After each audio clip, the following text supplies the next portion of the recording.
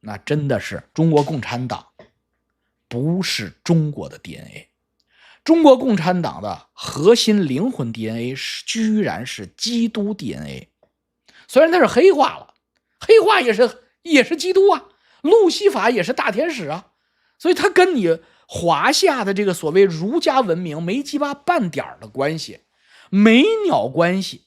那么他怎么在儒家降维打击了呢？我给你举个例子，你马上就明白了。当你这个整个这个社会啊，你整个人类社会，你这个岛上的，比如说我们在夏威夷岛，你整个人类社会都在使用石头啊，就是扔石头，没有金属啊，和木头磨尖了的那个啊，比如说紫檀呐、黄花梨呀就是这种硬木啊，然后他给你磨尖了当矛，互相戳啊。然后刀是怎么做的？刀上找一大棒子啊，然后海里边有大鲨鱼嘛，捡那鲨鱼牙，把鲨鱼牙用那个沥青啊，因为火山边上就有那个黏黏糊糊的沥青，他用那个沥青和那个麻绳啊，就是这个所谓的这个藤类的植物做出来的这个类似麻绳的东西，把那个鲨鱼牙给它固定到个大木头棒子上，这个就是刀。你可想而知，这个刀要杀人的话有多累啊，他得锯啊。你这他妈活着的，他能让你锯吗？他肯定会拨楞啊。所以他这个牙又打掉了，所以他就效率极其之低。那矛冲过来之后，啪一戳啊，他是木头磨尖了，那戳两下他就钝了。所以整个的这个人类都用这个的时候，忽然来有火枪的主啊，这哥们带了50杆火枪来了啊，不多，就50杆火枪。那你说你跪下，全跪下，50个火枪手我有，我这是不是神呐？这就叫降维打击。夏威夷成立第一个王国1798年，卡梅哈梅哈成立夏威夷王国，1810年建立王国，征服夏威夷诸岛啊，就是因为他有50个火枪手，就这么简单，就这么简单啊，80万人就被他征服了。他有50个火枪手，他用50个火枪手征服了80万人，为什么呢？哎呀，那降维打击啊，没办法，就跟神一样。所以我也有鲨鱼牙，所以你就知道，当基督文明黑化版本的布尔什维克来了中国之后，那中国1921年或者到1949年之前的中国基本上就是他妈的鲨鱼牙的部落碰见了火枪手。所以共产党它这套组织，就是基督徒的这套组织，我跟你们讲，共产党是能造出来，如果共产党不变味永远保持初心，它是能造出800年的建筑来的。你现在明白吧？我不是共产党，绝对不是在夸他们，我就告诉你什么，他们是黑化的路西法魔派，他也是有理想有信念的，他不是为了儿子享受自己享受，他鸡巴是有信念的。你就能理解为什么1949年那他妈的那些国民党的那些孩子们，就是那些国民党的高官高级将领们，他妈鬼迷心窍一样当共产党卧底，好多事儿蒋介石都不知道，共产党毛泽东先知道了。为什么？就是他有信仰。你以为傅作义的闺女傅冬菊是为了钱投奔共产党？不是啊，他就是黑化了，那就是魔性的。所以这些人只要不改，只要他们这个脑子不改，你中国人你拨楞不过他们。你别不服啊，你明白什么？你认识不到这一点，你认识不到这一条，你认识不到他是基督文明黑化版的，等于是魔鬼的执行者的话，你就用什么45经用什么仁义礼智信，你拨楞不过他。你是用鲨鱼大棒子去他们面对卡梅哈梅哈大帝的50个火枪手，你必死无疑。所以中国共产党的逼格不但高，而且他们降维打击。他在中国这片土，中国是个刘仲敬有一个非常经典的这个研究成果，就是中国是个东亚是个文明的洼地，它几乎是世界文明的垃圾场。它是不断的内亚和西亚的秩序输入，然后在这儿形成建筑统治之后，然后沦为废拉，然后又有新生的草原力量或者西亚的铁骑过来再次进行征服啊，几乎是不断的这样输入的。这刘仲敬的研究成果非常对啊，就是这么回事啊，你听明白了就这么回事。我跟你们讲，这个地方啊，就是1949年之前的中国，它真的是建主政治，就它有一个所谓龙骑兵地区。啊，你说老王那不是现在啊？这就是中国共产党也是他妈的新的草原征服者嘛，也是内亚征服者嘛，输入过来之后也他妈完蛋了。现在的中国共产党有一个算一个，没有一个再像傅东菊那样相信魔鬼的存在了。魔鬼存在就是共产主义啊，他们不信啊。我向你们保证，我从那个小圈子出来的，我向你们保证，从老习家到老薄家，没有一个信啊。咱就说老薄如果成了，薄瓜瓜成为太子，继承皇位啊，薄瓜瓜也不信共产党，也不信共产主义了。但是薄瓜瓜嘴上会说，但是他脑子里不信了。他们又恢复到那个，他们就像乾隆皇帝一样，他已经不是八旗了啊，他已经不是满洲铁骑了，他已经开始十全老人了啊，开始写诗啊，开始玩江南白肉汉族女孩了，他玩这个了啊，所以江南金粉啊，他玩这个东西啊。我们退回来到中国共产党的这个建主啊，就之前的建主啊，我不往远了说，咱们也没有证据啊。比如说秦朝之前啊，春秋时代的中国是不是充满活力的？我高度怀疑是，因为当时的文明和当时的哲学，就是春秋时代的各个家流派，在同一时代的地球，就是在苏格拉底那个亚里士多德那个时代的这个西方，并不惭愧啊，就是他也非常光辉啊，庄子啊、韩非子啊、老子啊、孔子、孟子、曾子，确实很牛逼。这是春秋之前啊，这么秦制之后应该不是了啊，秦制之后应该都是类似于现在这东西，商鞅弄完之后，类似于现在这种体制了。什么体制啊？什么体制？就是老王你怎么学历史？好多人我看小说就能学，我看不是看你写的啊，不是看二月河写的，那学不了。就是看当时的古人写前朝的小说，比如说《金瓶梅》，比如说《水浒传》，这些都是明朝的人写的小说。明朝人喜欢把他的时空背景定位为宋朝，因为他写明朝不行啊，他写明朝那还行，我操，那对吧？大家都懂吧？就是他写前朝，哎，很安全嘛。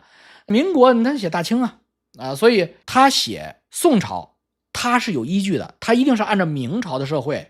或者因为明朝和宋朝之间离得很近，元朝只征服了70年，70年大家知道，其实70年时间还没有断太久，所以它很可能是根据残存的传说记忆和明朝当时的社会来描述北宋的状态啊，比如说《金瓶梅》，比如说《水浒传》。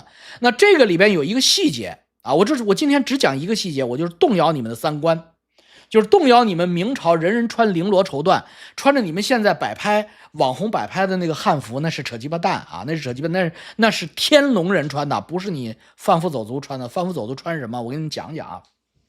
明朝，然后一会儿再说清朝，各讲一个案例，就是明朝的类似《水浒传》这样的小说有大量的，你去看啊，大量的明朝啊，类似《水浒传》。当然你可以看看《水浒传》，当《水浒传》他写到卖人肉包子的时候，他写到有个小餐厅啊，牛肉和人肉混着办，哎，一会儿就是像武松这样的，就做成酱牛肉啊，像潘金莲这样嫩嫩的，他就做成羊肉。最可怕和最令我们知道世界真相的是，作者写这些细节的时候，并没有意外啊，你搁现在他就写出一个他妈的连环杀人狂的恐怖小说了。说他妈的吃人肉，我操，他妈这是连环变态杀人狂啊！但是在那个年代，在明朝人写的宋朝野店里边吃人杀人的这个细节的时候，最可怕的不是他写杀人魔，最可怕的在于作者并没有认为这个事儿很可怕，然后他没有惊讶，他是人肉包子、猪肉包子、羊肉包子、牛肉包子。只不过人肉包子是其中一个选择，这他妈才是真正的惊讶。就是所有的明朝的作者，词话小说的作者，在描写宋朝黑店的时候，都有这样的情节。而有这样的情节的时候，他不是把它作为一个特大刑事案件写的，它是作为一个菜单中的一个特殊的选项。我记得特别清楚，我忘了是哪本小说了。当时我上初中看的，我他妈是五内俱焚看的我。是什么呢？有英雄也是投诉到这个店里，这个英雄很能打，类似于武松这样的，他还有钱。然后他投诉着到这个店里之后，他就听后厨有嘤嘤的哭声，然后他就进了后厨，他就发现后厨绑着一个浑身白肉的娇嫩小少妇。他就问他说你怎么绑到这儿？小少妇说，官人你要看得上我，你就帮我赎了身，我这辈子给你做牛做马，我是被他们买来，如果你不救我，明天上午的肉就是我的肉，我就是店老板，就杀了。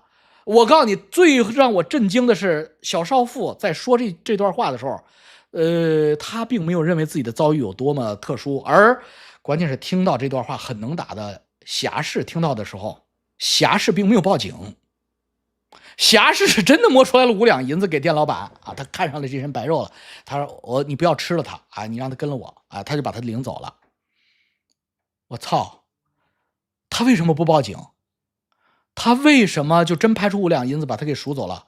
一方面我觉得这太好了，作为这个侠士来说，那怎么弄这女的？这女的这辈子她肯定不能像小田对王石那样，对不对？她肯定嘛，对不对？她这命都是你捡的哦。作为一个男权社会来说，这个好淫荡啊，好多花样可以蹂躏她，对不对？可以玩 SM， 这是一方面。但是另一方面，你深想一下啊，你深想一下，你是不是会觉得很恐怖啊？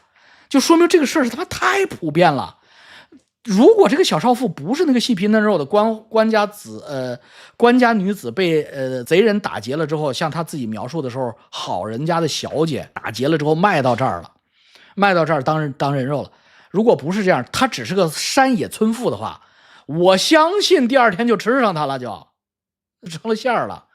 这才是最恐怖的，而这种情节在明朝的词话小说里到处都是，不是说只有一本或者偶尔有一个，而且所有的主人公，所有的涉及到这件事情的各方表现都是，这很正常啊，这是不是好事啊？这是确实不好啊，是不是一个值得骄傲的事情？但也绝不是一个值得报警的事情啊，所以这才是我猜想或我认知的中国宋明清这1000年，中国的这片土地上，边远或城市非城市中心的老百姓真正的社会地位，就是你可以在须臾之间就变成肉，就变成奴隶。你们还记得有一部程派的京剧的非常牛逼的郭德纲先生啊，德艺双馨老艺术家郭德纲先生最喜欢唱的《锁麟囊》。这出戏你们要看看《锁麟囊》，你们听完你们会心里边高度认同我的观念。《锁麟囊》里边的那个最有钱的大小姐居然成了奴隶，要不是看见了锁麟囊，他就完犊子了，他就当了一辈子家奴。他看见了锁麟囊，然后才说我操，原来你是我恩人呀，就是新的家主啊，我操，这个老奴怎么是我的恩人啊？你怎么有这个呀？他一讲，我操，当年是你呀，你从轿子里给我的锁麟囊，哎呦我操，你怎么沦落到这儿？然后就讲我怎么他们因为出差，我操，走错了路，然后就被绑了，被绑了之后就变成奴隶了。而且你看锁麟囊这么伟大的京剧艺术家们写的，弟兄们，他们报警了吗？他们没有报警。他们追责了吗？谁把他没有？为什么？太普遍了。也就是说，那个年代比他们铁链女，比他们徐州可怕多了。出了那个城，就是塞伦盖蒂大草原的状态。real 的弱肉强食，出了城，在城里你是大小姐，牛逼呀！我操，亦是衙役，亦是奴仆。出了城，你分分钟就变成另一个城的奴仆。而且大家好像都挺认的这种游戏规则，谁让你出城的？那出城外是什么世界？你不知道吗？城外是什么世界？你不知道吗？你不知道，你爸爸也不知道吗？你爸爸为什么让你说？所以这个就是中国古代很可能我跟你说的版本才是真实的版本，而不是小粉红们幻想的满洲鞑子入关之前，哎呦，中国我操，就像现在一样啊，人人都他妈有钱，人人都能吃得起肉，不是这样。你们说我说的是不是有道理？那么，所以你才能理解清朝啊，到了清朝，有一个外国人，这个外国人好像叫马嘎尔尼吧，好像是叫马嘎尔尼。说就是那个鸦片战争里边那个在英国议会打碎了青花瓷瓶子的那个马嘎尔尼，就是他。如果我说错了，不是马嘎尔尼，你们给我拍出来，我赶紧改一下。我记忆是马嘎尔尼，因为我没有稿子，我就脱口而出的都是。那么马嘎尔尼在小的时候，马嘎尔尼啊，姓马，哎，对，就是马连良的马啊，嘎，小兵张嘎的嘎啊，马嘎尔尼。哪个尔哪个尼，应该是尔虞我诈的尔，尼不处条约的尼啊，马嘎尔尼。马嘎尔尼牛逼的时候，打中国的时候就已经是30-40岁的爵爷了。马嘎尔尼在16岁还是15岁的时候，还是11岁的时候，就是他还是一个小少年的时候，他跟着他们家的人出使过中国，见过乾隆皇帝。啊，那个时候乾隆皇帝在热河行宫里承德接见过他。他从哪儿去的？他不让他在天津上岸，他在广州或者泉州，就是广东上的岸。马嘎尔尼从广州、泉州上了岸之后，一路北上到北京英国帝国使团去觐见中国皇帝啊，带了很多礼物啊，带了国书啊。他在这一路上的所见所闻，他写了一个叫《马嘎尔尼所谓行记》。啊，就是帝国行记啊，马嘎尔尼写的这本书是有中文版的，你们一定要借来看。马嘎尔尼应该是广州是吧？我记，因为这本书我看过啊。马嘎尔尼如实的记录了他所见所闻所感。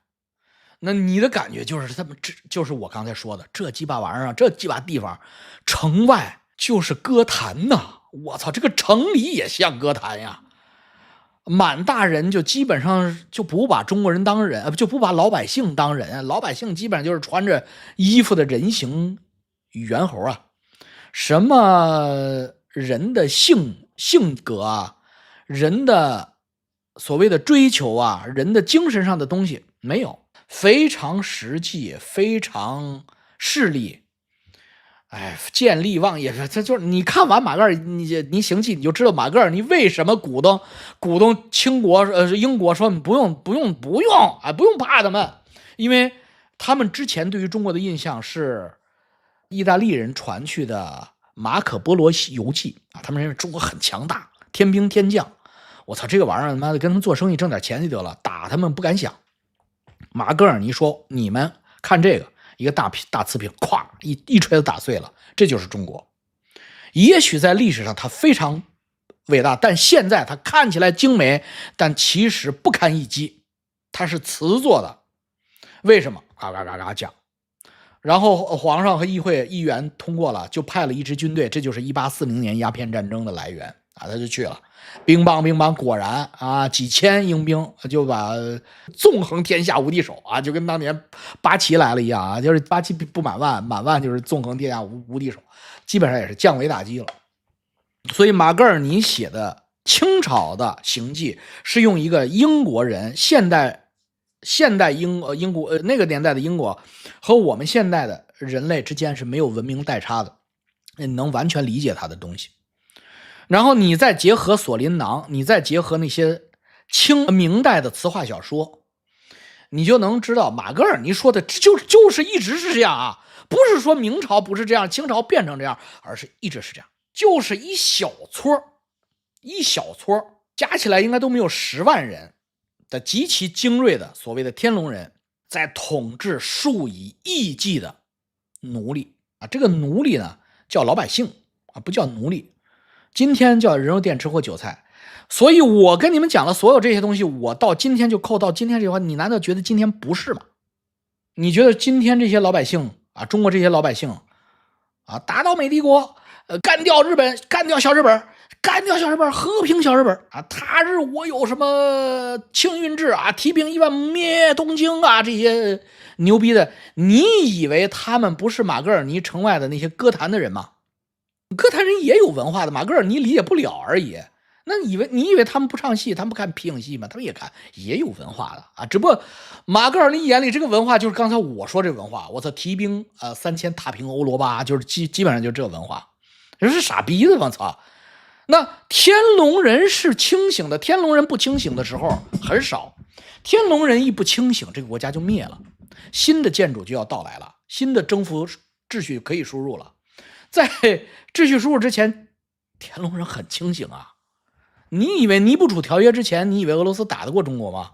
俄罗斯可不是一天想干中国啊！俄罗斯从尼布楚条约之前50年就不停的派远征军想踏平华夏。你看俄罗斯进得来吗？沙俄派了多少支军队来？叶卡捷琳娜都派过军队来，不行，干不过。为什么？因为满洲那个时候还有武德，满洲那时候还知道世界是怎么回事。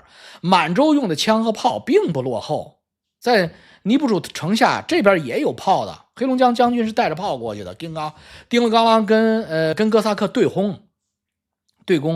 所以为什么后来他就不知道什么情况，从乾隆往后就不行了。就基本上就是真信了啊，就是袁世凯真信了啊，那顺天时报真看进去了，就跟我朝今天这个明主一样，就真信了。哎呦我操，中华民族伟大复兴啊，指挥世界去了，他也要有所以也要有新的秩序输入了啊，它是有规律的。啊，就是这帮建主一旦傻逼忘了自己是建主，我操，认为自己是华夏文明的一部分，而且华夏文明5000年没有中断过，我操，这是中华文明伟大复兴就在我身上了的时候，这时候新的秩序要输入了。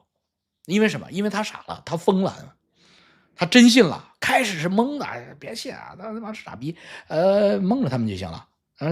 我为什么讲中国共产党之前？是因为中国共产党时间很短啊，从毛泽东建政到今天也不过就是70年的时间啊，它时间非常短，是吧？49年到今天也就70-80年的时间嘛，70年的时间，时间很短，所以他的老的见证的天龙人没死光。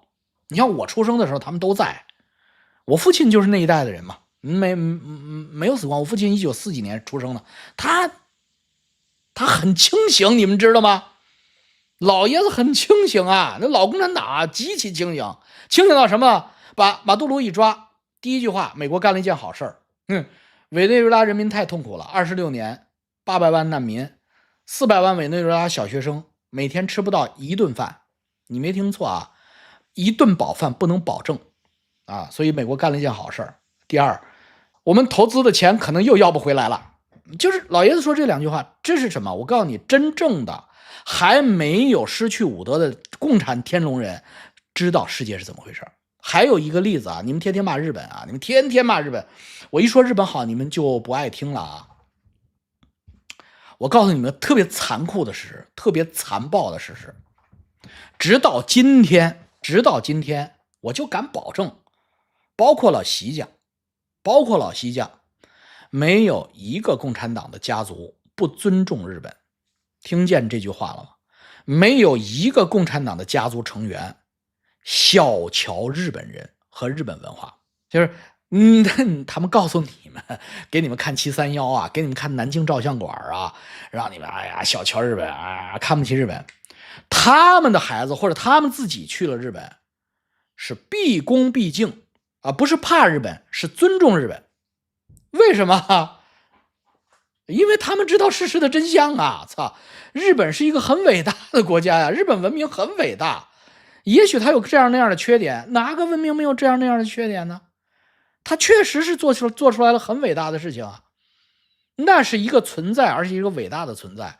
你有什么理由不跟他合作？你有什么理由鄙视他呢？除非你比他强得多，你又没比他强得多，你跟他是一衣带水，而且是同文同种，你有什么理由鄙视他？包括你国民党、共产党很多缔造者，周恩来、蒋介石、何应钦，你不都是日本留学啊？你不都在日本留过学吗？你见日本人不得叫人家先生吗？你蒋介石是不是陆氏的？你们陆氏养马的，给人刷马的。所以真正的中国的国民党和共产党，包括国民党啊，他并不敌视日本。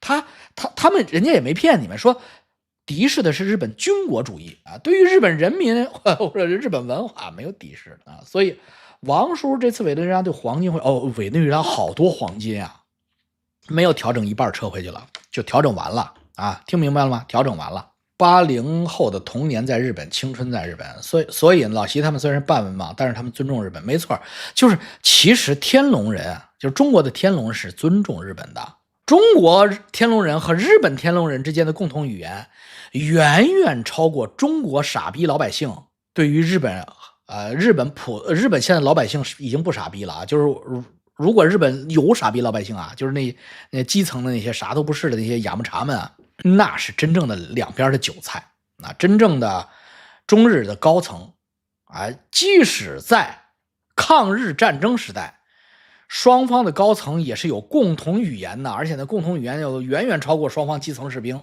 啊，这是名言呀。中日双方的高层军官在上海笔谈一起看昆曲啊，然后双方的低层士兵是可以出去什么的互相拼刺刀的，高层军官就这种关系啊，就是我忘了是哪一个历史书里边记载的这么一个详细的这么一段啊。好了啊，中国共产党的逼格以及中国共产党在洼地的降维打击啊，今天就是我们的历史主题啊。希望能够给大家国内的朋友清醒，海外的朋友助眠，能够给大家带来正能量，更清晰的认识这个世界啊，别动不动就入戏太深就入戏太深了，所以你心里知道就行了啊。因为我们都是有气场，都有能量的，每一个人都是有念力的。虽然你们是小花、小草、小韭菜，但是你们都有念力。当一个一个念力觉醒的时候，这个就变天了。叫念力能变天的，就是为什么天现在这么黑啊？你都鸡巴是一群傻逼盲人啊！天亮了也没有用啊！所以每个人都是有能量的，这个就跟小悟空集元气弹一样，通过这些真知灼见的这些传播啊，这些大家小段子这些互相传啊，这些到底是怎么回事？你这个慢慢他就改了，中国人的形象也就变了啊，中国会越来越好的。你们相信我，跟着我一起念，中国会越来越好的，中国人会越来越好的，中国会越来越好的，中国人会越来越好的。拜拜啊，再见啊，拜拜。